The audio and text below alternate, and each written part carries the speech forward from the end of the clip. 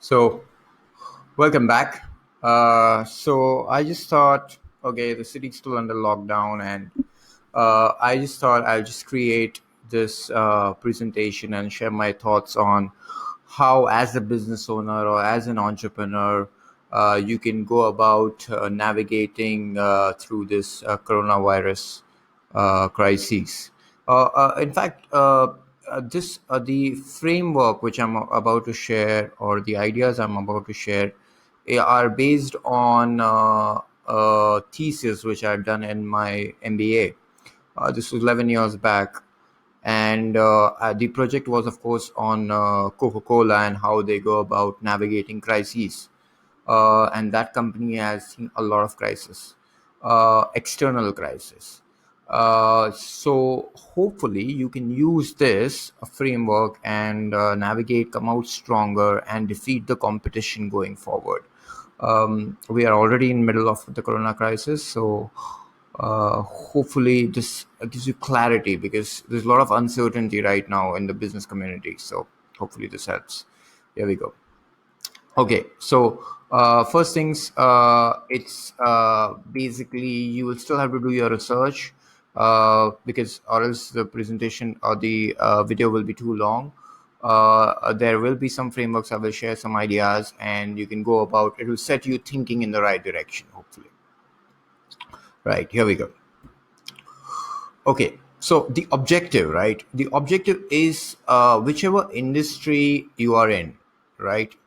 The objective, what we're trying to do is use this situation, which is a crisis, which is an environmental and a social crisis, uh, use it, which will affect demand and consumer behavior, right? Use this to set a benchmark, right? Because the consumers, the customers, whichever industry you're in, their taste, their preferences, their expectations will change, right? The very psychology or behavior of the customer will change. So you want to set an industry standard that this is the basic minimum even your competition will have to offer, right? This will lead to a competitive advantage. What you want to do is build a competitive advantage which is very difficult for a competition to replicate. Things which you will do or processes which you will form, which the competition will find it almost impossible to recreate. That's the idea. So later on, you can charge more for your product and services, or have a higher market share. And of course, you want to have a first mover advantage, because as soon as the crisis goes away, or if you can do something during the crisis, it will help you position your brand in such a way that you are the pioneer when it comes to setting this new process, setting this new set of actions. Now, I'm not going into the specifics, keeping a little bit broad based, because different people watching these videos will be from different industries. Yes, yeah, so you get the point, right? Whatever you're going to do, it should result in a competitive advantage the competition cannot do easily. Okay, here we go. And I'm also going to give you a few examples later on in the video, so you will get an idea as to what I'm. So remember, this is your objective. Okay, right. Okay. So basically, here's what happens, right?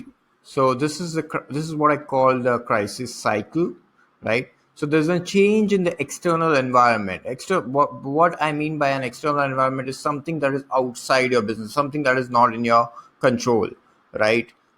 Which can be environmental, social, political, anything, a change in policy, or a virus, or a health crisis, or economic collapse, right? External change happens, leads this will lead to a change in demand and customer preferences. Now, or trend, it will set a new trend in customers, right? How do you react to this? You react by changing your internal processes, policies, everything, right? uh, which I call, so your options with making an internal change inside your organization are the 7 P's of marketing. So those of you who are not aware of the 7 P's of marketing, I will discuss it in the next slide. But remember, you can go and Google this, right? These are the 7 P's of marketing. This is what you can change, right? Also, previous slide, just remember what your objective is as I go along in the presentation, right? Build a competitive advantage, set an industry standard, and you should have the first mover advantage when it comes to making these changes. So this change by external change leads to a drop, or it can also be an increase in demand in certain situations. For example, there's an increase in sanitizers right now, right? HUL kind of messed it up by increasing the prices, and there was backlash. Savlon reduced the prices quickly. Then government came in, made a policy of reducing the prices for all sanitizers. However, if a brand was proactive about this and said, "Okay, we're going to reduce the prices," that really gives a leeway. Also, now these companies are advertising even more to capture more and more market share. But if the demand is going higher, you can reduce the prices, capture more market share. That's how it works. That's an example, right? And that's part of the 7 P's of marketing. Okay. Quickly going through, right? So the 7 P's of marketing, you can Google this. It's a basic 101 marketing framework. It's place, right? Your distribution channel, how you go about distributing things. Right now, if you can see, Domino's has made it contactless delivery, so they are adapting to the crises, right? And that's now everyone will have to do it, right? Anyone delivering pizza, so they're like the pioneers, right? Same is happening with certain cars, like Jaguar and Land Rover is doing that contactless delivery of cars, right? A lot of cars are being sold online, but Tesla was far ahead, so they were selling it online in the US already. Okay, pricing. Again, do you want to reduce the price, increase the price? How you? So that's an option, right? I don't think it's relevant with respect to the coronavirus, but it can be relevant in future situations. As I said, this was with respect to the sanitizer situation. Promotion, right? How your messaging, your advertising has to change, your positioning has to change, right? Then people and processes, right? So right now Domino's has set some processes, or Swiggy has set some processes when it's contactless deliveries, and people are going to be this is going to be a major change in consumer behavior. So if you have the processes and the communication is good enough, right? If you are in the retail space, people, let's say for example, you have a nightclub, right? Or you have seating in a restaurant, right? If you can adapt your restaurant going forward after crisis pass away, if the tables are at a distance from each other, right? And you make a big deal about this, you retool your layout of the restaurant and keep a distance. Even in a supermarket, you keep a distance of a meter, right? Although this will result in a lot of capacity, a lot of wasted, like because restaurants don't want to pack in as many tables in there. But if you can do this, then you can charge more, right? And it reduces the stress on your human resources and so on and so forth. So this is one of the options you have, right? uh, then people, your employees, when they are in touch with customers, they should have the processes and the training and the culture of sanitizing at every step, and then you want to make a big deal about it and promote it. So then that will lead to some pricing power for you guys, and also put you far ahead of the competition, right? Because this is gonna stay for a while now. So this this is one of the things to think about, right? Physical evidence, how you can make changes to your products, right? Your packaging, right? Packaging is going to be big because people are right now buying groceries, buying stuff, sanitizing it at their place. So it's going to be big. So these are points to consider for your marketing team to crack, right? How you can take advantage of the trend, so you can have a competitive advantage, right? Okay, so another thing straight away. So how do you go about this? First thing you need to do is a SWOT analysis: strength, weakness, which is your internal strengths and weakness. So that will tell you how quickly you can quickly you can move. For example, one of the strengths can be, for a big company, it can be economies of scale. What they can do is, for example, have order a load of sanitizers and give it out to customers, because that'll be cheap, right? If you're a smaller company, you can focus on, it can be a weakness and a strength as well, but then you can give specialized treatments, customized preferences to customers, and based on their sanitizing needs or which brands they want to use with respect to the sanitizing products and stuff like that. Now, this is just an idea, but you get the point. Opportunities and threats, of course. So do an analysis with this respect, and then see through the window of how you can go about forming processes which will really help you. SWOT analysis is basic 101, so I'm not really going to get much into it, but it gets now I just want to get into the examples straight away. Okay, so this is what I see. These are the waves, these are the trends, this is what's going to change after coronavirus, right? Basically, it's an environmental and a social situation right now. This is a social threat, environmental change. It's not a political change, because the policies are not going to change, nor the tax goes higher, not nothing to do with financials, right?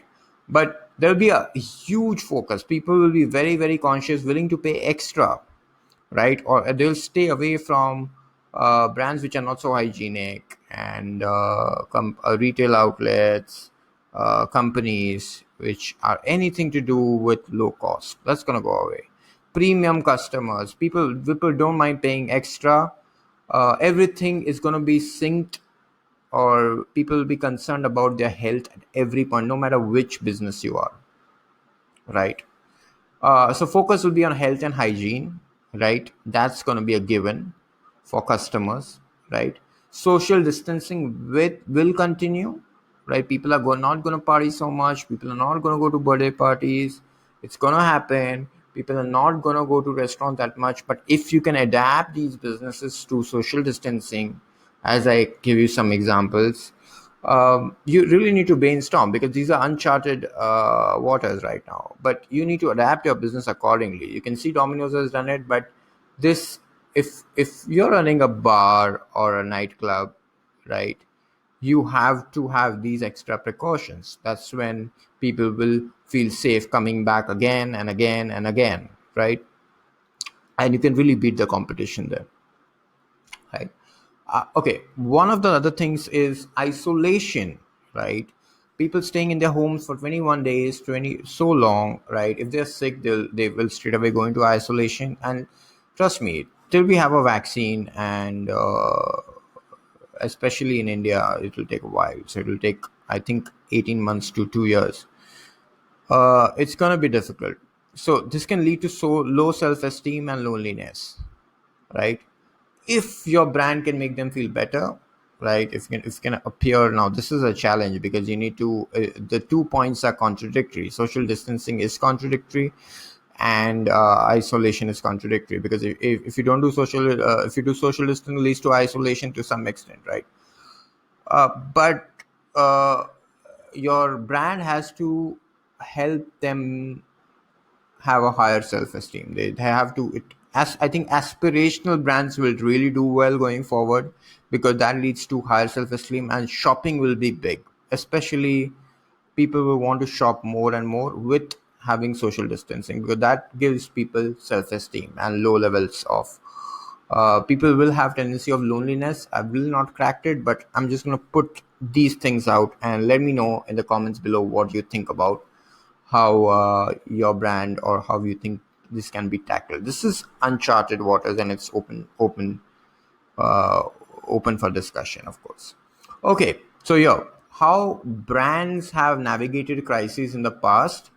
So that will give us an example, and how they are doing it now as well. Some of the brands are doing it, and so okay, as I said, I had done a thesis on how Coca-Cola manages crisis. So, Coca-Cola, when they entered into India, this was after I think 16 years of ban, and that it is, I think it's in the 1980s they came back to India.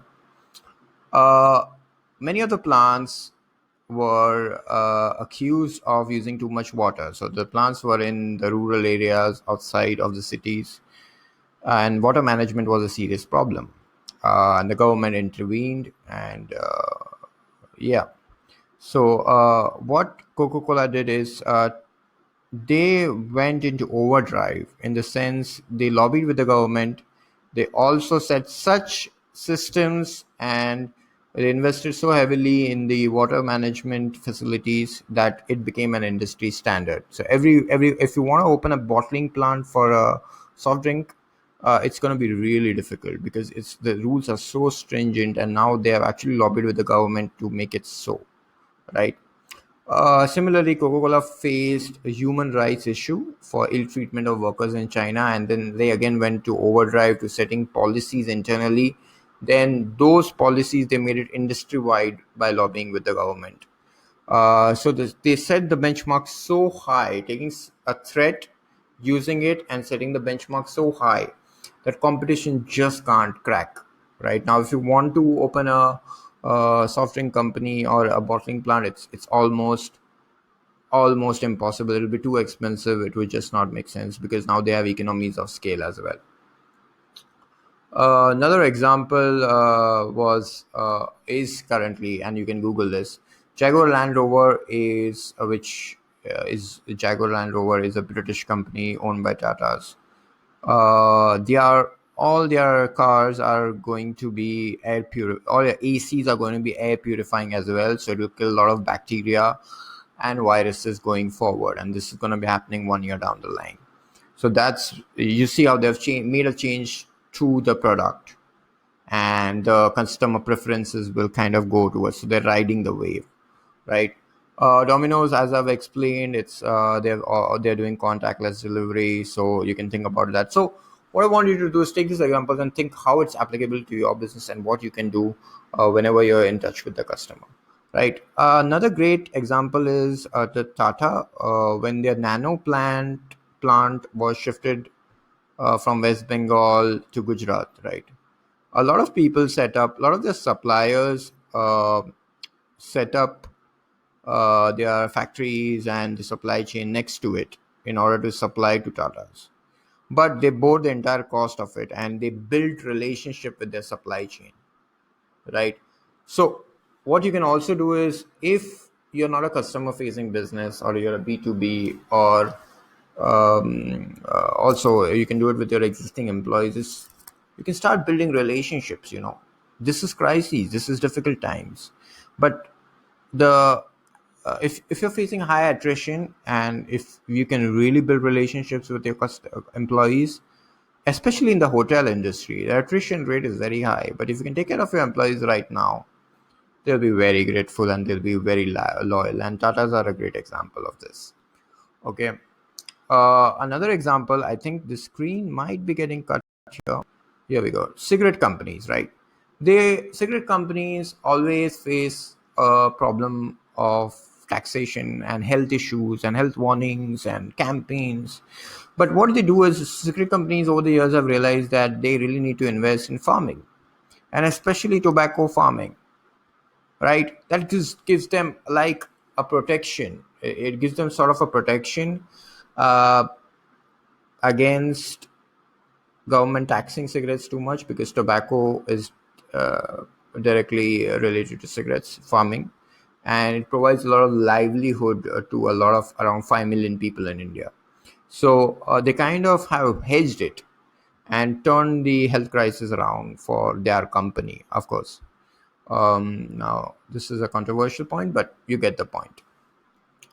So there are many such examples you can go about um, doing research. Another example, a great example for Coca-Cola is,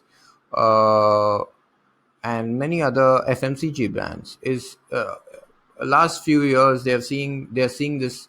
Coca-Cola introduced the Diet Coke, right? Because people are preferring to lower their sugar intake. So they introduced a new product, Diet Coke, so no sugar, right? And you can see over the years they're innovating more and more to bring down the percentage of sugar in the soft drink. So that's a product innovation, right? So the 7 P's, as you can see, one of them is product, price, promotion, planning, packaging, place, right? Uh, so you get the point. You can go back to the previous slide as well. Right. Uh, okay. So here's a few ideas from my side what you can do to emerge out stronger as a company from the corona situation. And if you have clarity, you will make the right investments.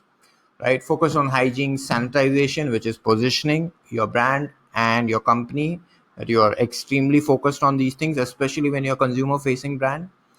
Contactless and contactless delivery, contact anything that reduces contact, and any process or system, and makes the customer understand that this is for their own benefit. And social distancing for retail businesses, right? This is a process, right? This will really help. Showcase your employees, right? And your showcase your employees, how trained they are, and how well they understand the customers. There's a typo here, but you get the point. To have a certain amount of hygiene levels, and how proactive they are in protecting the customer's health. This is again positioning and people, and this will take a long time training people, getting it right. Your statement of purposes have to be that way. Adapt your products and services for the post corona period, right? As I said, your packaging of your product has to change because people are sanitizing them, right? You can have something like self sanitizing and stuff like that. Build better relationship with your customers, employees, reduce attrition. Customers, if you help your customers right now, they will not switch. It will create in brand loyalty. Reciprocation tendencies will happen. And of course, with your supply chain, that's most important. People who are supplying to you, people who are working with you, it just makes sense. It just makes rational sense. Instead of being scared, this is the right time to make these kind of investments. I hope this helps. It was a pleasure. Right. Bye.